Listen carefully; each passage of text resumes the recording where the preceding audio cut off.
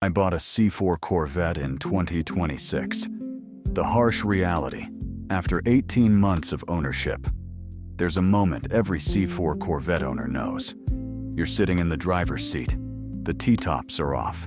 The sun is going down somewhere behind you, and the 5.7-liter V8 is rumbling at idle like it's got something to prove. The leather is cracked in a few places, sure. The digital dash flickers a little when you hit a bump.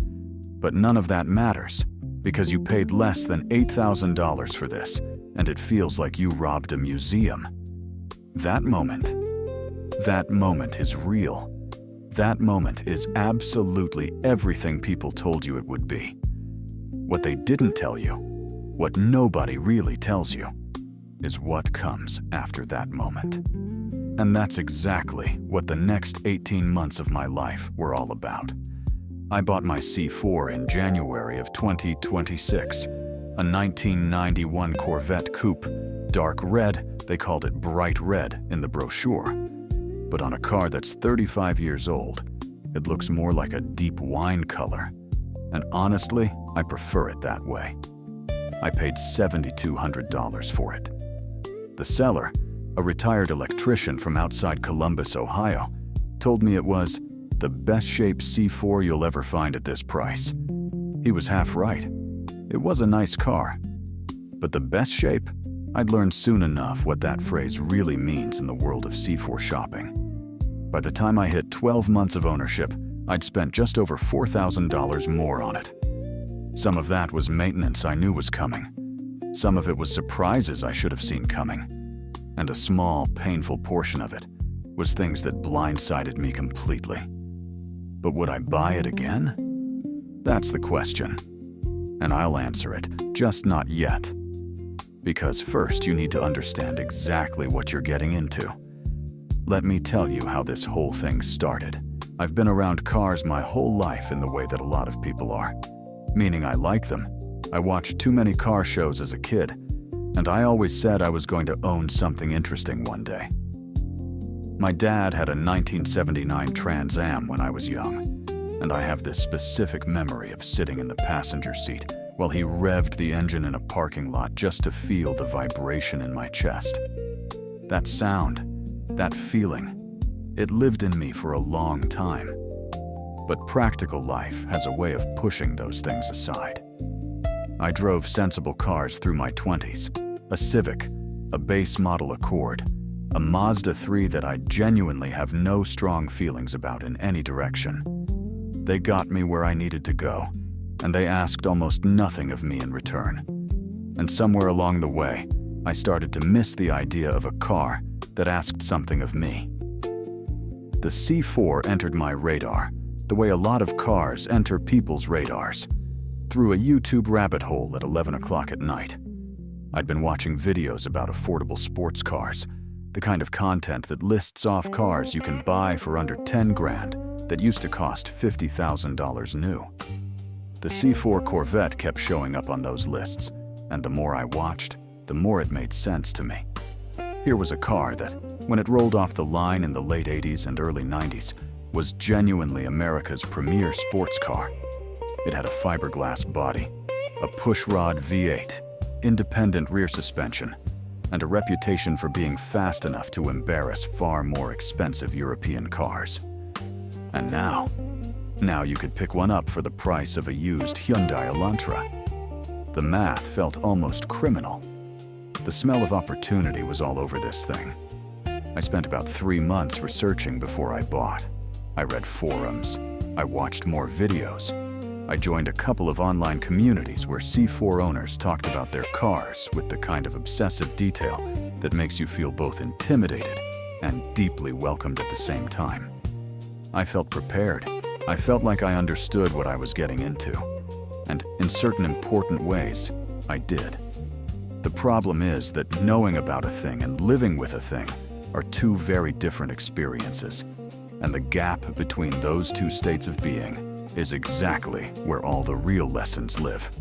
Now here's the first thing I want to talk about, because I see beginners make this mistake constantly, and I made a version of it myself. The C4 Corvette has a reputation for being cheap to buy and expensive to own.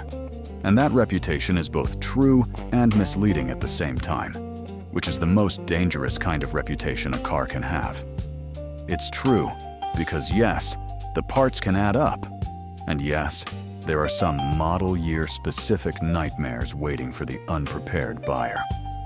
It's misleading because the severity of those costs depends enormously on two things: the specific car you buy and what you're willing to do yourself. Most people who end up hating their C4 ownership experience fell into one of two categories. Either they bought a car that was already in rough shape and paid too little attention to the inspection process, or they expected it to behave like a modern car and got frustrated when it didn't.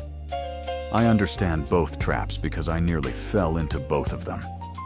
When I drove out to look at that 1991 in Columbus, I brought a checklist I'd compiled from forum posts and inspection guides.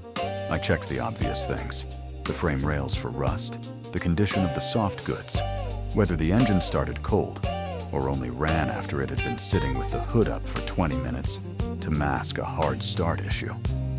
I did the T-top test, checking whether the seals were dry and cracked by pressing on them from inside to feel if it gave air.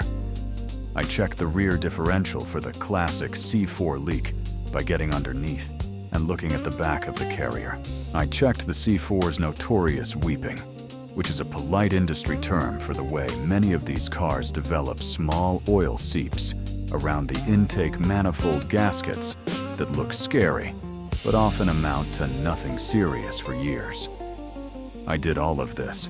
The seller, a man named Gerald, who had the kind of firm handshake that inspires misplaced confidence, walked me through everything patiently and answered every question without hesitation. "She's never let me down," Gerald said, leaning against the driver's door with his arms crossed. "I've had her 7 years. Only reason I'm selling is the wife and I are moving to Florida, and I can't take 2 cars with me." I nodded like this was a perfectly convincing explanation. It probably was. Gerald seemed like an honest guy, and as far as I can tell, he was. The car was what he said it was. But what he said it was and what it needed were still 2 different conversations. And that's a distinction I'd spend a lot of money learning to appreciate. The drive home from Columbus was one of the best drives of my life. I'm not being sentimental or revisionist about this. It genuinely was. The car ran smoothly. The exhaust note was this deep, authoritative burble that made every other car on the highway feel like an appliance. And the seats, worn as they were, held me in a way that felt like the car, and I had already come to some kind of understanding. I had the radio on for about 15 minutes before I turned it off because the engine sounded better. I stopped for gas in a small town in western Ohio, and 2 different men in their 60s walked over to look at the car while I was pumping. One of them just nodded like he knew something. That nod, I came to understand, is C4 currency. You earn it from the people who remember when these cars were new and significant. But the first problem showed up inside the first week. I'd been warned about the C4's electrical gremlins. Everyone warns you about the C4's electrical gremlins. What they don't fully convey is the specific texture of the experience, which is this. The gremlins don't announce themselves with a loud, definitive failure. They tease you. They show up as an intermittent thing that you almost convince yourself is normal. The driver's side window started going up and down about 60% as fast as it should, and then one morning it just stopped going up entirely. I was at a car wash. The window was down. You can imagine. The C4 uses door window regulators that, by 2026, are on their last generation of aftermarket replacements from brands of varying quality. The OEM units are long gone. I sourced a replacement from a specialty Corvette parts supplier, more on where to find parts later, and had it installed for just under $230, including labor, at a local shop that specializes in domestic vehicles. Not devastating, but it was the first of many little surprises, and it set a tone. Here's something I genuinely wish someone had told me before I bought. The C4 Corvette is a car that rewards people who have a shop, a set of basic tools, and a willingness to get their hands dirty. If you're the kind of person who can do your own oil changes, who isn't scared to replace a set of brake pads in an afternoon, who can follow a YouTube repair video with some degree of confidence, this car becomes a dramatically different financial proposition than it is for someone who needs to pay a mechanic for every single thing. I fall somewhere in the middle. I can do some things. I had to learn to do more things. And the learning curve, while genuinely satisfying in retrospect, was occasionally expensive in real time. The second issue came at about the 4-month mark. The C4's famous, or infamous, depending on your perspective, digital instrument cluster started showing me numbers I didn't trust. The fuel gauge had always read about 15% higher than the actual tank level, which is a known quirk of the fuel level sender and something I'd accepted as a personality trait. But then the coolant temperature gauge started behaving strangely, occasionally spiking to a reading that would make any sane person pull over immediately, only to drop back to normal a few seconds later. I pulled over twice before I figured out that this was, in fact, a well-documented issue with the C4's coolant temp sensor, specifically the 2-wire sensor that feeds the cluster, rather than an actual overheating event. I want to pause on this for a second, because this is one of the most important things I can tell anyone who's considering a C4. You absolutely must join at least one active online community before you buy, and you must continue to use it while you own the car. The level of institutional knowledge that lives in C4 forums and Facebook groups is genuinely staggering. There are people in those communities who have owned their cars for 25 years and have documented every failure mode, every common fix, every part number you need, every brand to avoid. The coolant sensor issue? I posted about it with a description of the symptom and a short video of the gauge behavior, and within 45 minutes, I had 7 responses, 3 of which included the exact sensor part number, the cost, under $15, and a step-by-step description of the replacement process that took me about 20 minutes in my driveway. 20 minutes and $15, instead of an hour at a shop and $200. The community is a tool. Use it. Now let me get into the real meat of the C4 experience, because I've been dancing around the broader picture, and it's time to lay it out properly. The C4 Corvette was produced from 1984 to 1996, which gives you a 13-year production window and a huge variety of configurations, specs, and model year quirks to navigate. This is simultaneously one of the best and most confusing things about buying into this platform. Let me walk you through the years and what they mean for a buyer in 2026. The early cars, 1984 to 1987, are the ones that have aged the most dramatically in terms of mechanical character. The 1984 specifically is its own strange animal. It was the only model year to skip 1983, since Chevy delayed production to work out quality issues, and it came with a 4-speed automatic called the 700R4 that earned a reputation for being fragile at high power levels. The early C4s also had the Crossfire injection setup, which is a throttle body fuel injection system that works fine when everything is perfectly in tune, but requires more attention than the later tuned port injection engines.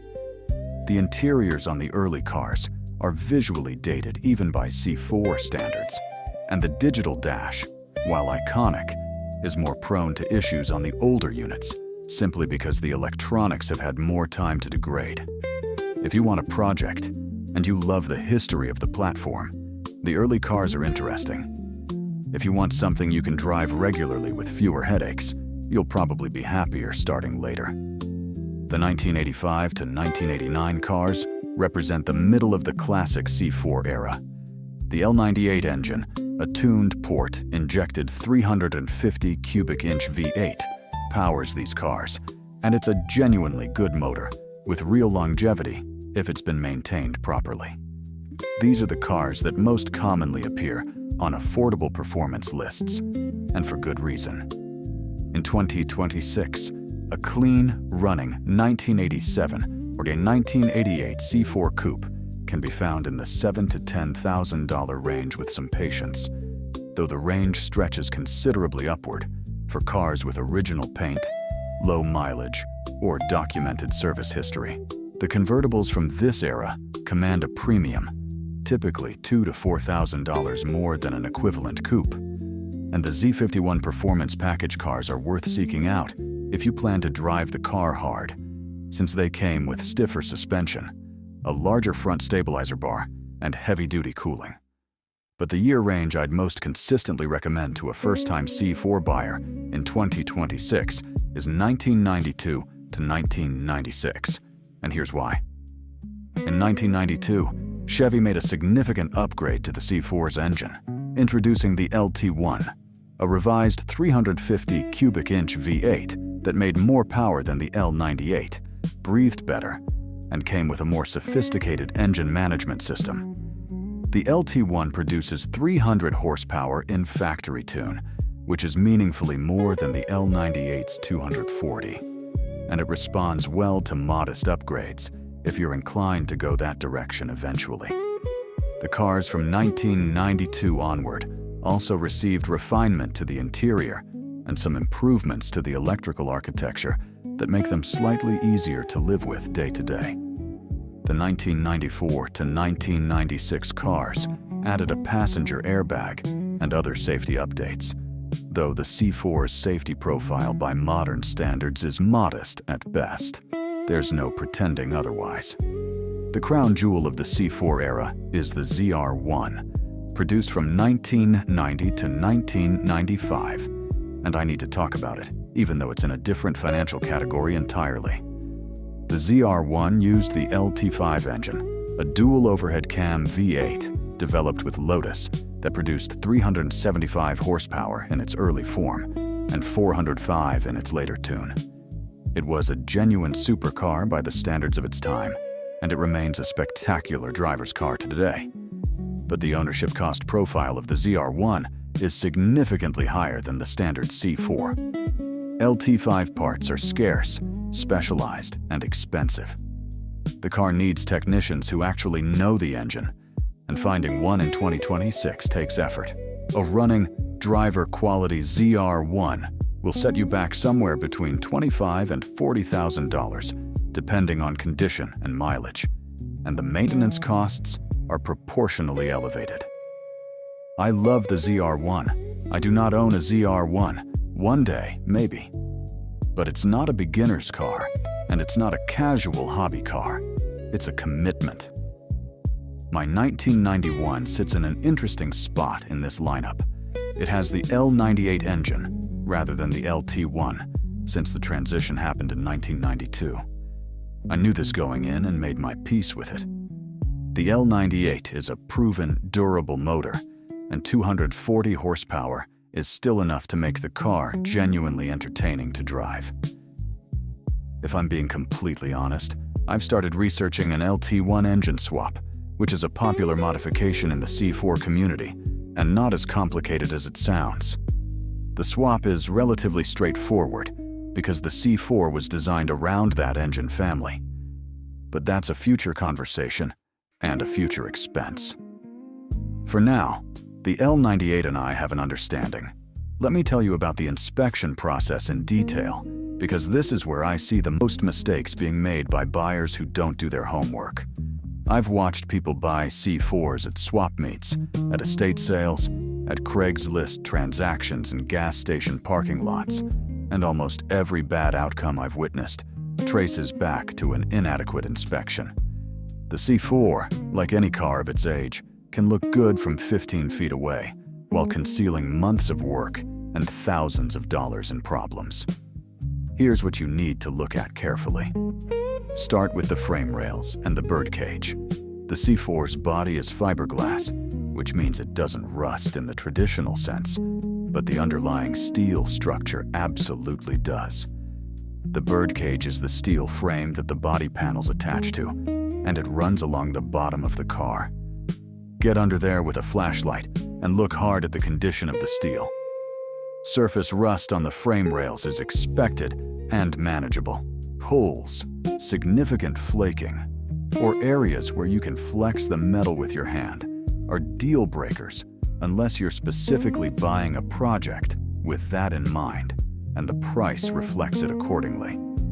Many C4s spent decades in Rust Belt states, and while fiberglass doesn't care about road salt, the steel underneath it does.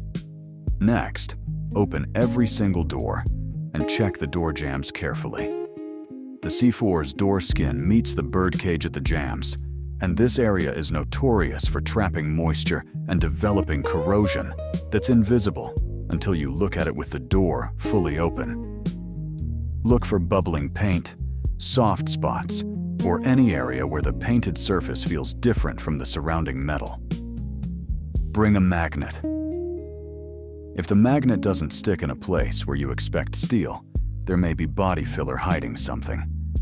Check all four corners of the car from directly behind and directly in front. The C4 has a tendency to develop subtle rear alignment issues over time, particularly if the car has been driven hard or if the suspension bushings have degraded. You're looking for stance symmetry. Does the car sit level? Is there any visible lean? Do the rear wheels appear to be tracking straight with the front? This is a preliminary check, not a replacement for a proper alignment measurement, but significant visual asymmetry at this stage is worth noting and investigating. The T-tops, if the car has them, and most C4 coupes do, need careful evaluation. The seals around the T-top openings age poorly. Dry, cracked seals lead to water infiltration, which leads to wet carpet, which leads to mold, which leads to electrical issues, because the C4's wiring runs under the carpet in several places. Press on each seal from inside the car while someone watches from outside. You should see no air movement, and the seal should feel firm and slightly compliant, not rock hard and brittle. If the car has been leaking, you'll often smell it before you see it. A musty, slightly mildewy smell inside a C4 is a significant red flag. Also, run your hand under the carpet in the footwells. If it's damp, walk away or negotiate hard. How's the roof sealing? I asked Gerald during my inspection, pressing on the driver's side T-top seal with 2 fingers. Perfect, he said without hesitation. I resealed them myself 2 years ago. Use the 3M strip. Works great. And honestly, he wasn't lying. The seals were good. I was lucky in that respect. But I've talked to enough C4 owners to know that this is one of the areas where you absolutely cannot take the seller's word for it without physical verification. Pop the hood and spend real time there. The L98 and LT1 engines are both visually complex looking in a way that can be intimidating if you're not used to tuned port or reverse flow injection setups. But what you're looking for is relatively straightforward. Look at the condition of the radiator hoses. They should be firm but pliable, without any cracking at the ends where they connect to fittings. Look at the condition of the coolant itself if you can see it in the overflow reservoir. It should be the correct color for whatever coolant type was used, typically green or orange, not brown, not rusty, not opaque with sludge. Look at the valve covers for signs of oil leakage. The C4's intake manifold gaskets are a known weak point, and some seepage is common, but heavy, caked-on oil on the outside of the engine is worth investigating further. Start the engine cold, if at all possible. A cold start tells you things a warm start hides. The C4's V8 should start within a second or two on the first crank, even when cold, assuming the fuel pressure has been maintained. Listen for tapping on startup. Some lifter tick as oil pressure builds is normal and acceptable, particularly on higher mileage examples. Persistent ticking that continues for more than 30 seconds after cold startup might indicate oil pressure issues or worn lifters. Also listen for any rattling from the timing chain area on startup. The L98 and LT1 use timing chains rather than belts, which is good news for longevity. But chains do wear, and a worn chain will often produce a brief rattling sound on cold start before oil pressure quiets it. Let the car warm up fully and watch the temperature gauge. It should rise to operating temperature, roughly in the middle of the gauge, and stay there consistently. If it continues to climb toward hot, or if it oscillates between warm and cool in a way that suggests the thermostat is sticking, that needs attention before you put any money into the purchase. Take it for a drive. Not a short, polite drive around the block, a real drive. Get on a highway on-ramp and use the throttle. The C4 should pull cleanly through its entire power band without hesitation, stumble, or surging. The automatic transmission, either the 700R4 on earlier cars or the 4L60E on the later LT1 cars, should shift cleanly and at the appropriate points. Manual transmission C4s, which are rarer, have their own feel to check. The clutch pedal effort should be firm and consistent, and the transmission should go into all gears without grinding or resistance. On the highway, listen for any vibration or droning that might indicate worn wheel bearings, out-of-balance tires, or drive shaft issues. These aren't necessarily expensive problems, but they're negotiating points. Now let's talk about pricing in 2026, because the market has shifted in ways that a lot of older C4 content doesn't reflect. When I started looking in late 2025, there was real variation in the market. Asking prices for C4 coupes ranged from as low as $4,000 for high-mileage, rough-condition examples to over $18,000 for the nicest, unmodified, low-mileage survivors. The practical sweet spot for a driver-quality car, something you can get in and drive without immediately sinking money into it, had shifted up from where it was 2 or 3 years ago. Expect to spend between $8,000 and $12,000 to get a genuinely good, driver-ready C4 coupe in 2026. Convertibles in equivalent condition will be roughly $10,000 to $15,000. The Z06 designation doesn't apply to the C4, that came with the C5. But the Grand Sport, produced only in 1996 as a limited run of 1,000 cars, is now firmly in collector territory and trades between $20,000 and $30,000 for nice examples. One thing I want to address specifically is the barn find fantasy, because it's something the internet perpetuates, and it's something that costs real people real money. The idea of finding a forgotten C4 in someone's garage, buying it for nothing, doing a little cleaning, and ending up with a perfect car is almost never the reality. Cars that have sat for years develop problems that go well beyond dirty fuel. Rubber dries out. Brake hoses, fuel hoses, intake boots, coolant hoses, weather stripping. Brakes can seize. Fuel systems gum up. Rodents, if they found the car, can do electrical damage that's both extensive and difficult to trace. A car that sat for 5 years is a project, full stop, and the purchase price needs to reflect the scope of that project. The people who come out ahead on barn finds are people who already know how to do the work themselves and who buy at prices low enough to absorb the surprises. If neither of those things describes you, a barn find is not an opportunity. It's a trap dressed up as a story. I want to tell you about month 7, because month 7 was my first genuinely difficult ownership experience with the Corvette. And it's the kind of thing that either breaks people's relationship with a car or deepens it, depending on their temperament. I was about 100 miles from home on a warm Saturday in August, coming back from a car show in a small town east of me, when the car developed a misfire. Not a dramatic, pull to the side of the road misfire, a subtle, periodic roughness at idle that got more pronounced when I had the air conditioning on. I nursed it home at part throttle, keeping the revs slightly above idle at stoplights to keep it from stumbling. I was annoyed and also slightly anxious because the car was running well enough to get home, but clearly not right. The forum diagnosis came quickly. The symptoms pointed toward either a failing coolant temperature sensor affecting the fuel mixture, which we'd already replaced, or a problem with the mass airflow sensor, or potentially a vacuum leak in the intake system. The MAF sensor on the L98 is a hot film unit that sits in the intake air path, and it's sensitive to contamination from oil vapors, which can blow back through the PCV system and coat the sensing element. I cleaned the MAF with dedicated MAF cleaner spray, a product that costs about $8 at any auto parts store, and the Misfire improved significantly. It didn't fully go away, which pointed toward a vacuum leak somewhere in the intake system. Now, finding a vacuum leak on a C4's tuned port intake is an exercise in patience.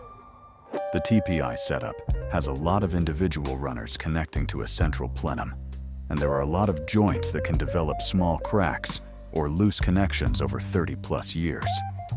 I borrowed a smoke machine from a friend who does this professionally. He owns a small independent shop, and he's become one of my most valuable resources over the last 18 months.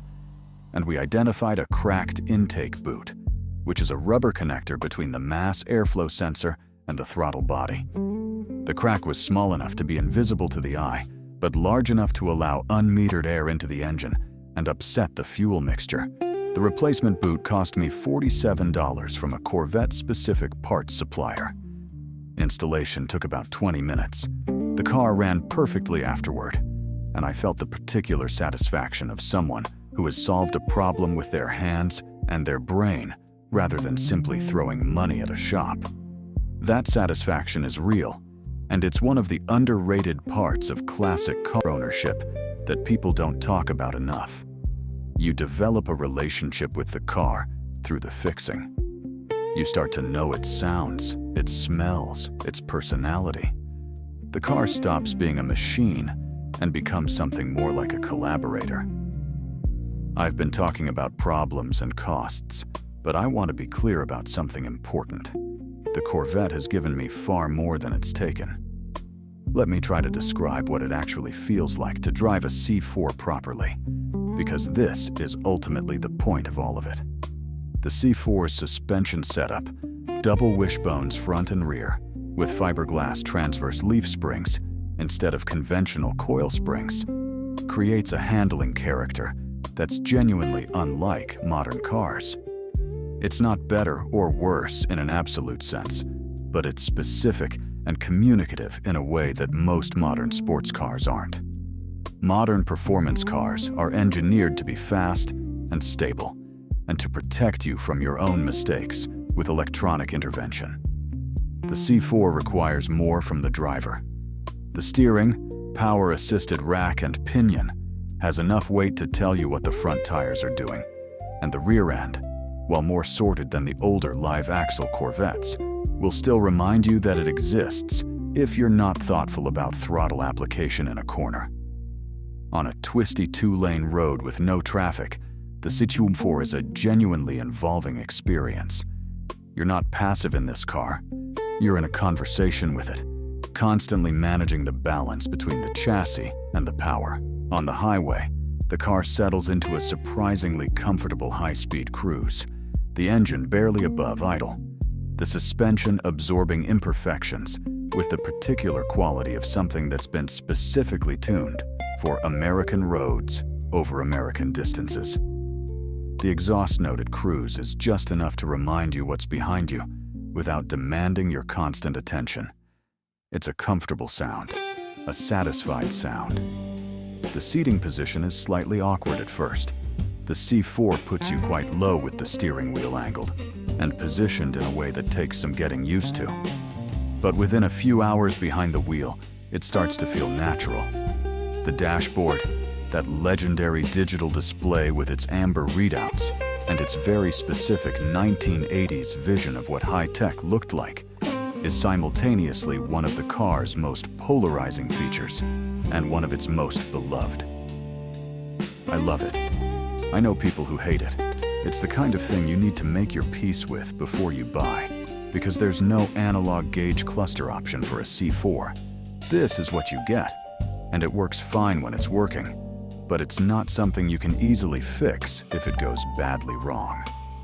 The digital dash failure is a topic I need to address directly because it comes up in almost every C4 conversation, and it's one of the genuine ownership risks of the platform. The instrument cluster on a C4 is a complex electronic assembly that uses vacuum fluorescent displays, the same technology used in old VCR clocks. And these displays do fail with age. A completely failed cluster is both annoying and potentially illegal, depending on your local inspection requirements. The good news is that there are now specialized businesses that do nothing but rebuild C4 instrument clusters, and the cost for a complete rebuild with a warranty is typically in the $300 to $500 range. If you're buying a C4, get the cluster tested during your inspection by checking all the display segments, and if there's any doubt, factor a potential rebuild into your budget. Let me walk through the practical ownership costs in more detail because I want to give you numbers rather than vague warnings. In my first 18 months, my major expenditures broke down roughly like this. The initial purchase was $7,200. Within the first 3 months, I replaced both front brake rotors and pads, which had reached the end of their service life. That was $320 in parts, done by me in about 4 hours spread over 2 Saturday mornings, with a friend helping. I replaced the driver's door window regulator at a shop for $230. I did an oil change at the 2,000-mile mark using conventional 10WW30. The L98 doesn't need synthetic, and some people argue it actually doesn't like it, though this is a contested topic in the community, which cost me $22 in oil and a filter. I replaced the coolant temperature sensor for $14. I did a full coolant flush and refill at the 6-month mark, which was a Saturday afternoon project that cost about $45 in coolant and flush product. The intake boot that caused the misfire was $47. I replaced all 4 spark plugs and the plug wires at the 8-month mark as part of a general tune-up. The plugs were original, or at least old enough to be functionally original, and that cost $112 in parts. I also replaced the PCV valve and the associated hose, which had become stiff and brittle, for $11. Around month 10, one of the rear shock absorbers developed a definitive leak. The car started to wallow in a way it hadn't before on rough surfaces. And I replaced all 4 shocks with a set of Monroe units, which cost $280 shipped and took about 2 hours of somewhat awkward wrenching to install. Month 12 brought the biggest single expense of the ownership period so far. The car had been making a subtle, intermittent clicking sound from the rear end during certain cornering maneuvers. And after some investigation and some helpful diagnostic guidance from forum members who recognized the symptom immediately, we determined that the rear differential's output shaft seals had failed and the unit was running low on fluid. Low fluid in a differential isn't automatically catastrophic, but it's the kind of thing that becomes catastrophic if you ignore it long enough. I pulled the car into my friend's shop, dropped the fluid, found it was indeed low and slightly metallic looking, never a great sign, and refilled it. The clicking didn't fully resolve, which suggested the limited slip clutch packs inside the differential had suffered some wear from running low. The differential on the C4 is a straightforward unit that can be rebuilt, and I sourced rebuilt output shaft seals and a friction modifier treatment that cost about $60 total. The clicking reduced to occasional, which I'm monitoring. A full differential rebuild, if it comes to that, would be in the $800 to $1,200 range depending on labor.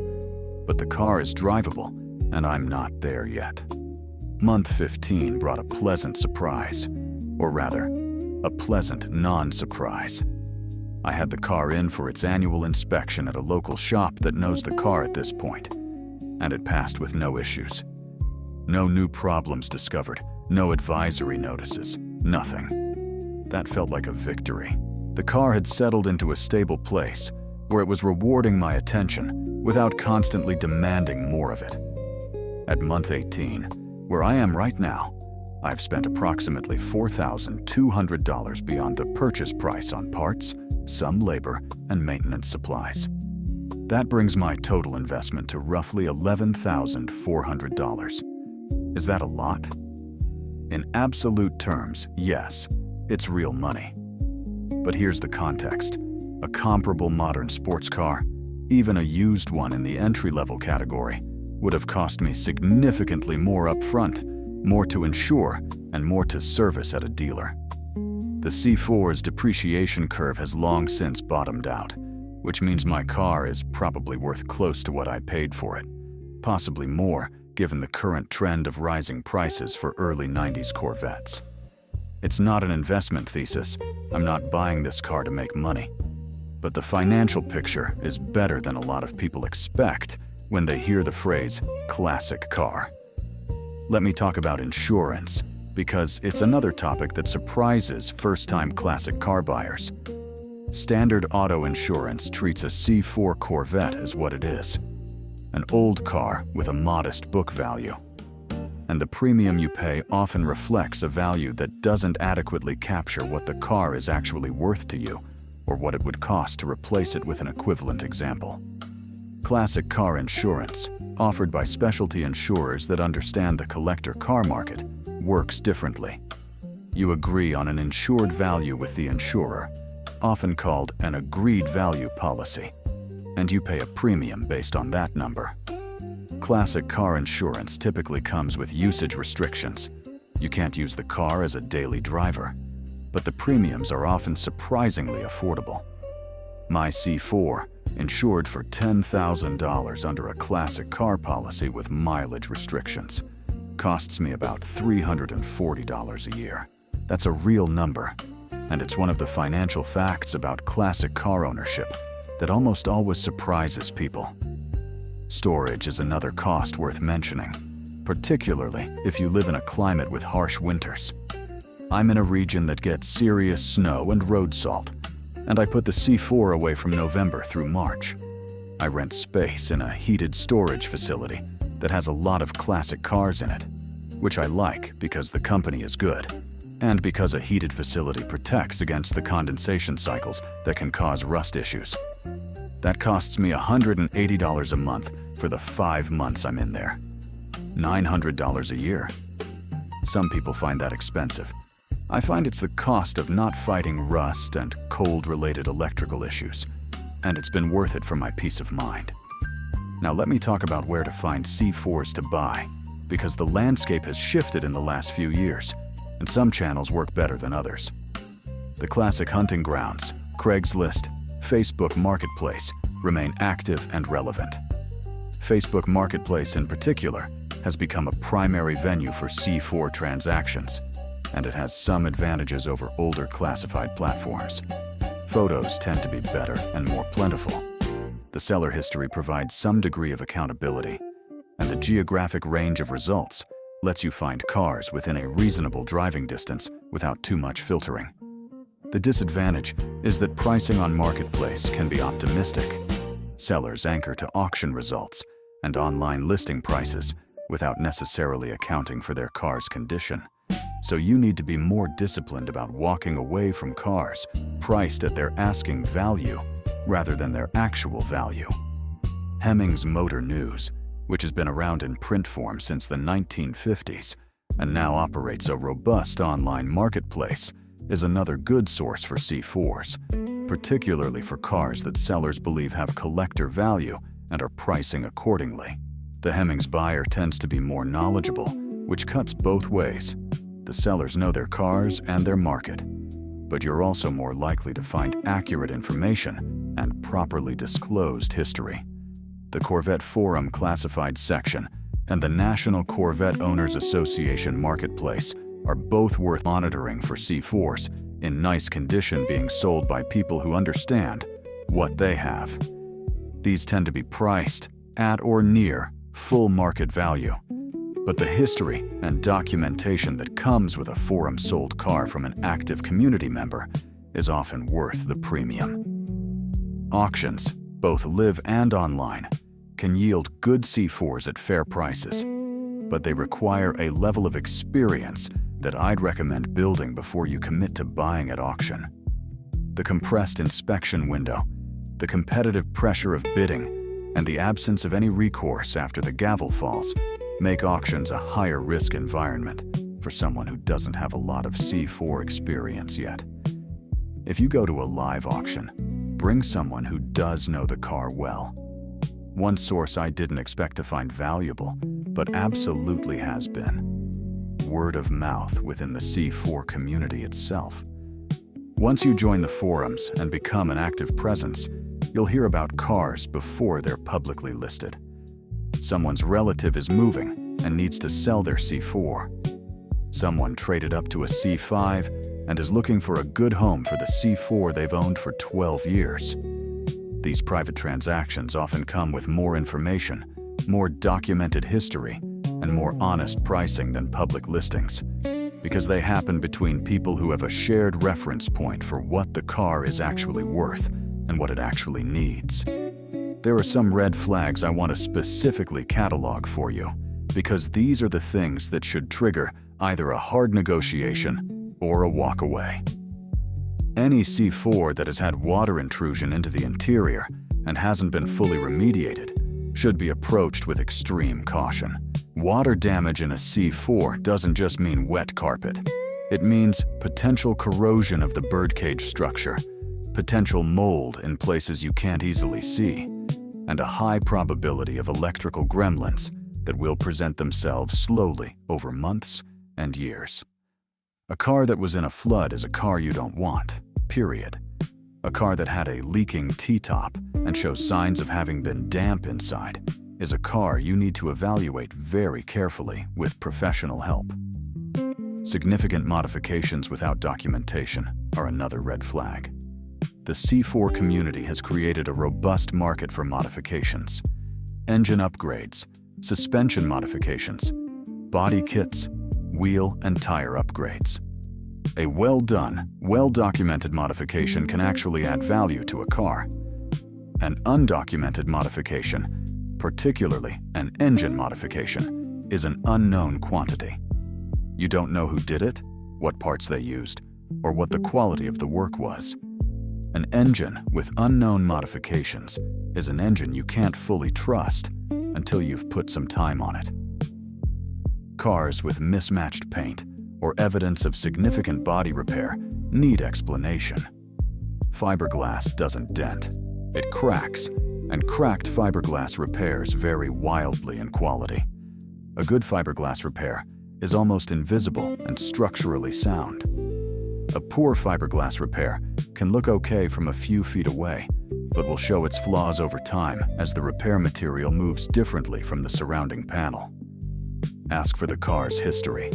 Ask about the accident record if there is one, and use those areas where a magnet doesn't stick, indicating the presence of filler, to ask specific questions. Sellers who won't let you take the car to an independent mechanic for a pre-purchase inspection should be treated with significant skepticism. Any seller who has confidence in their car should welcome an inspection. It benefits both parties by establishing a clear picture of the car's condition and protecting the buyer from expensive surprises. A seller who resists or refuses an inspection is hiding something, either consciously or because they genuinely don't know what's wrong and are afraid of what you might find. Let me talk about the modifications I'd prioritize if someone is starting fresh with a good C4. The first and most impactful modification I'd recommend to anyone who wants to drive their C4 regularly is a complete brake system refresh. New rotors, quality pads, fresh brake fluid. The C4's stock brakes are adequate, but they've aged, and fresh, properly maintained brakes transform the experience. The front brakes do most of the work, and they show wear first. Good pads make a noticeable difference in feel and fade resistance, and the cost is modest. Second, if your car's shocks are original or unverified, replace them. The difference between worn shocks and fresh shocks on a C4 is dramatic. The car goes from feeling slightly wallowy and imprecise to feeling planted and communicative. The Bilstein B4 series and Monroe OE spec units are both well-regarded options in the C4 community, and neither will break the bank. Third, suspension bushings. The C4's suspension is filled with rubber bushings that harden and crack with age, and hardened bushings rob the suspension of compliance and accuracy. Polyurethane bushing replacements are available from several suppliers, and while installing them is not a trivial job, it requires a hydraulic press for some components or a specific bushing tool. A full poly bushing kit transforms the handling feel. Fourth, modern tires. This is the modification that delivers the most immediate, most dramatic improvement in driving experience for the least money.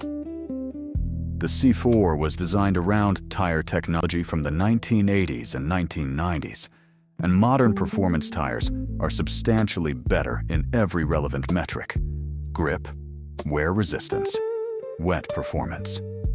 If your C4 is wearing old rubber, putting quality modern tires on it will make the car feel like a different machine. I want to say something honest about the community aspect of C4 ownership, because it shaped my experience in ways I didn't anticipate when I bought the car. When I bought the Corvette, I thought I was buying a car. What I ended up buying, or rather, joining, was a community of people who are connected by their shared enthusiasm for a specific object and a specific era. The C4 attracts a particular kind of person, someone who values driving, feel over driving assist, who finds satisfaction in maintenance rather than just in travel, who has some attachment to the specific aesthetic of late 80s and early 90s America that this car so completely represents. These people, as a group, are among the most genuinely helpful communities I've encountered in any context. The knowledge sharing is generous. The willingness to help a stranger with a mechanical question is almost universal. And the car shows and meetups, when they happen, have the relaxed, unhurried quality of people who have nothing to prove and a lot to share. I went to a regional Corvette show about 6 months into ownership, not entirely sure what to expect. My car was, by the standards of that event, a very average C4. Not the nicest, not the worst, just a well-driven, well-maintained example of a common model year. And it didn't matter at all. People came over and talked about the car not because it was exceptional, but because it was there. And because talking about C4s is simply what people do at these events. An older man who'd owned 3 of them across 40 years of enthusiast driving spent about 20 minutes telling me what to watch for in the differential. A younger woman who was restoring a 1988 coupe asked me about my experience with the vacuum intake system. A guy who'd brought a 1996 Grand Sport in collector condition, a genuinely beautiful car worth probably $30,000, seemed just as interested in my story as in telling his own. That's the culture. That's what you're buying into, and it matters. Now, my conclusions. What I actually know after 18 months that I didn't know before. The C4 Corvette is genuinely worth it, but only if you enter the relationship with clear eyes about what you're agreeing to. This is not a car you buy and then ignore. It wants to be driven, and it wants to be maintained. And if you do both of those things, it will reward you with an experience that's simply not available from anything modern at this price point. But if you buy it, hoping it will be a set it and forget it proposition, you'll be disappointed and financially stung. The inspection process before purchase is non-negotiable. Take your time, bring a flashlight, a magnet, and if at all possible, bring someone who knows the car or hire a professional inspector. The C4 reveals itself slowly, and a thorough inspection at the front end saves you from expensive discoveries later. Budget conservatively for the first year. Whatever you think you'll spend beyond the purchase price, add 30% to that number.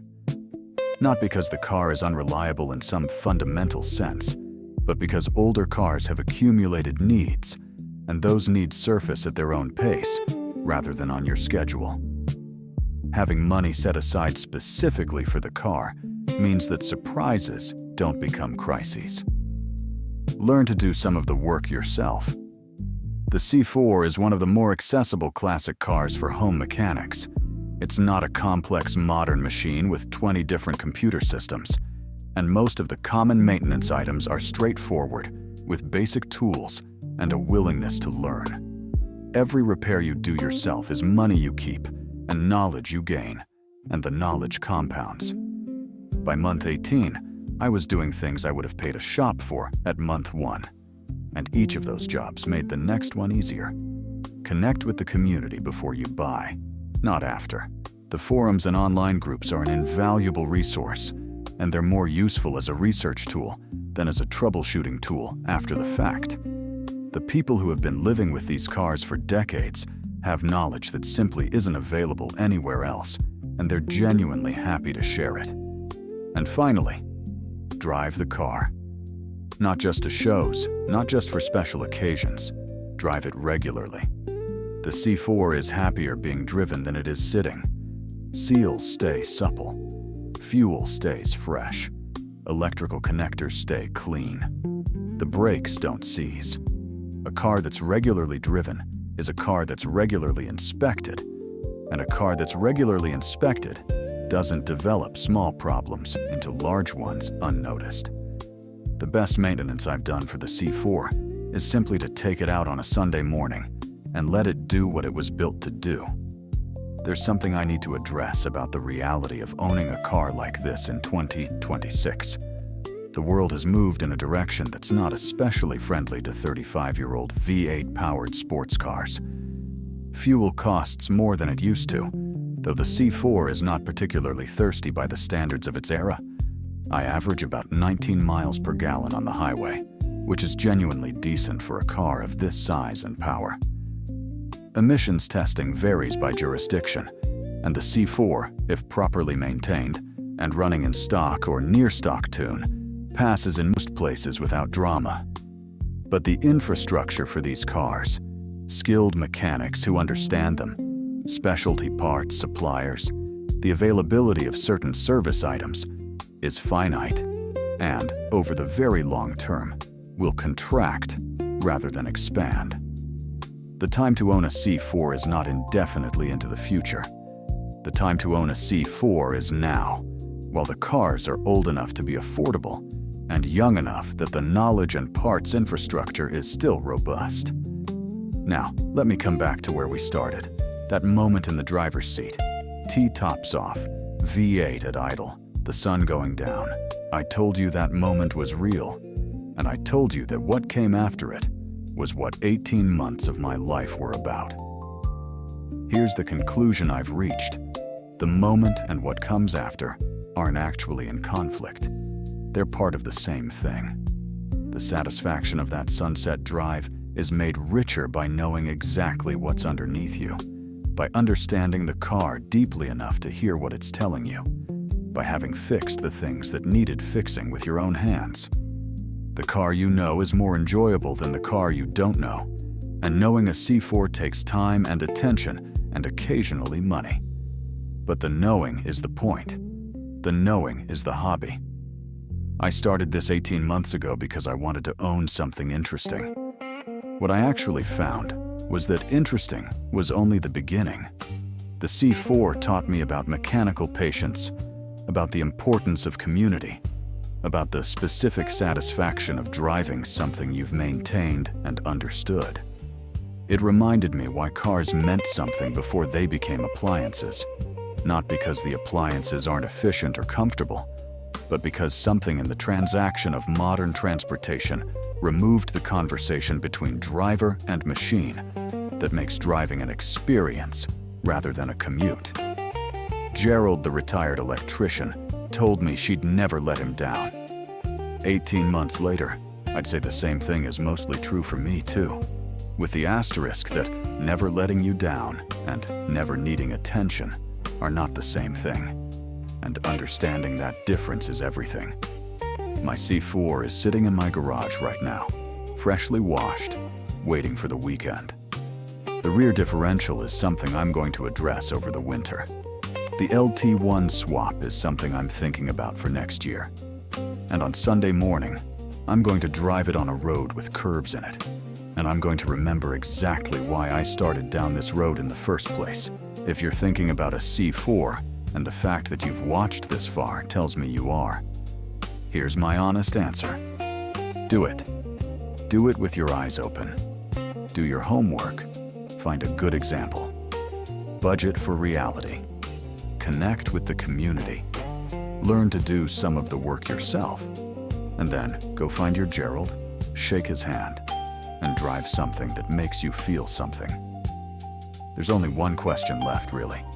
And it's the same one I asked myself in that gas station parking lot in Western Ohio with two older men nodding at my car. Would you take the risk? I think you already know your answer.